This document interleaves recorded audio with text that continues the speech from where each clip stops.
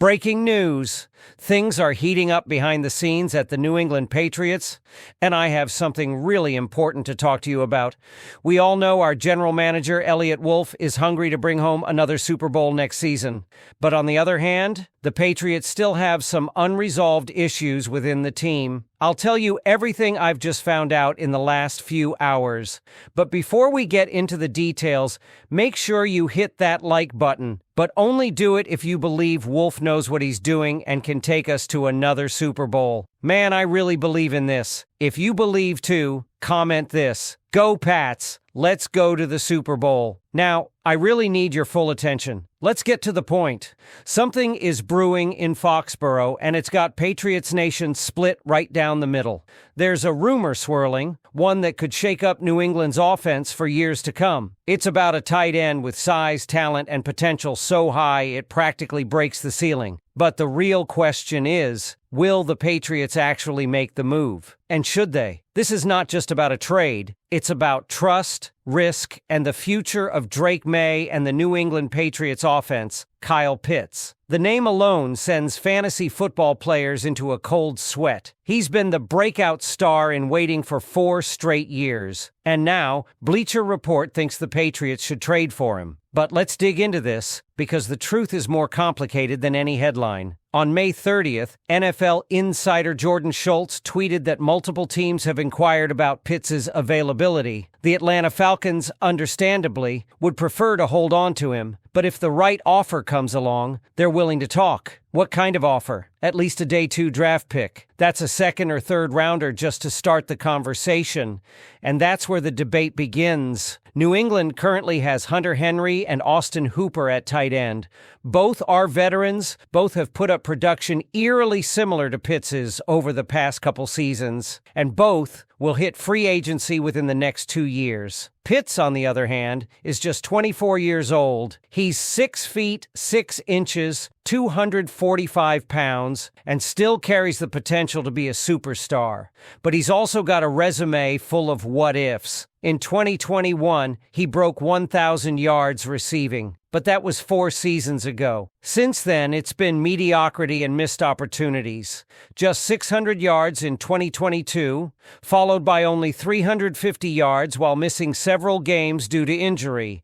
Every year, fans say, this will be the breakout, and every year the breakout never comes. Now the Patriots are sitting on a mountain of cap space, $67 million, the most in the league, and could easily afford to sign Pitts long-term if they wanted.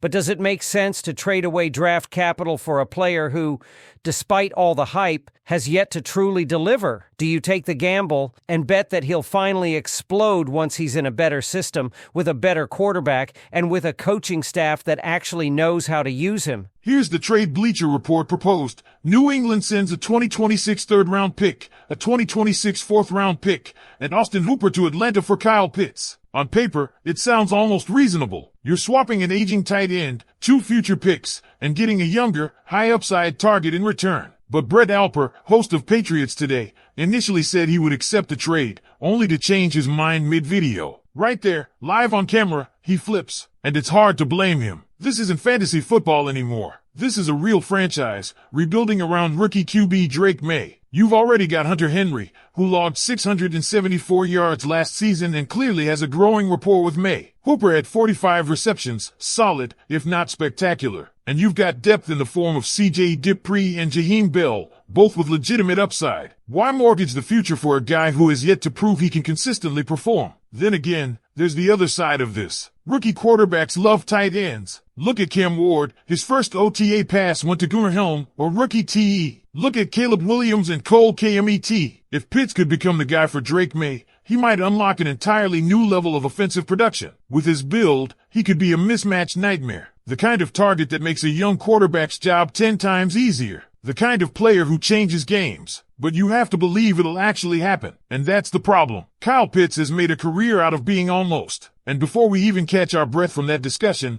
there's a second headline, another rumor, this time on defense. CBS Sports has linked the Patriots to veteran edge rusher Jadeveon Clowney, who was recently cut by the Panthers. And this one's got some legs. There are deep ties between Clowney and New England's new coaching staff. Mike Vrabel, now with the Patriots, was Clowney's position coach when he was a rookie with the Houston Texans in 2014. He later signed him again when he became the head coach of the Titans. Terrell Williams, the Patriots' current defensive line coach, also worked with Clowney during his stint in Tennessee. This isn't speculation, this is history. So why Clowney? He's 32, has battled injuries, and carries that dreaded "can he stay healthy?" tag. But when he's on the field, he's still dangerous. In 2023 with the Ravens, he played 14 games and notched 43 tackles and 9.5 sacks. That's real production. And when you look at the current state of New England's edge rushers, Anthony Jennings with only 2.5 sacks last season, Keon White still developing, and questions around depth. Adding a veteran presence like Clowney starts to look really smart. He's projected to cost around $7 to $8 million.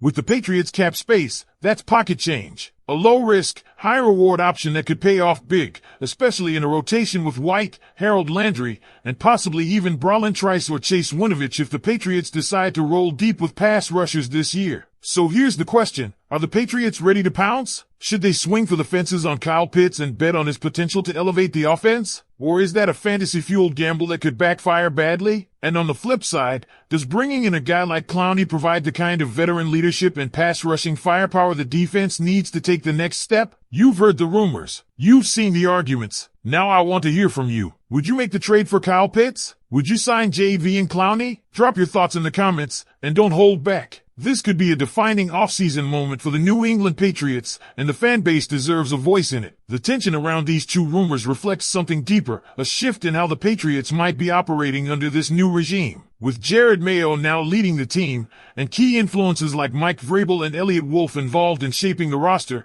there's a sense that things could be different from the ultra-conservative approach of recent years. That's why these rumors aren't just background noise, they're potential indicators of a more aggressive, forward-thinking Patriots front office. But aggressive doesn't always mean smart. Let's bring it back to Kyle Pitts for a second. The thing that drives fans crazy isn't just his lack of production, it's that the talent is there. The 4.44 40 time at his size? Unreal. The contested catch ability? Flashy when it shows up, but it just hasn't translated into consistent results. And while it's easy to blame Atlanta for not knowing how to use him, you've got to ask, is that all it is? This isn't Madden. You don't just plug a player into your scheme and magically get their best. It's about chemistry, coaching, confidence, and opportunity. Could Bill O'Brien, or whoever ultimately calls plays in Foxborough, actually maximize Pitt's unique skill set? That's a serious gamble, especially if it costs you a 3rd and 4th round pick and one of your veteran tight ends in the process. And don't forget, both Hunter Henry and Austin Hooper are proven, experienced,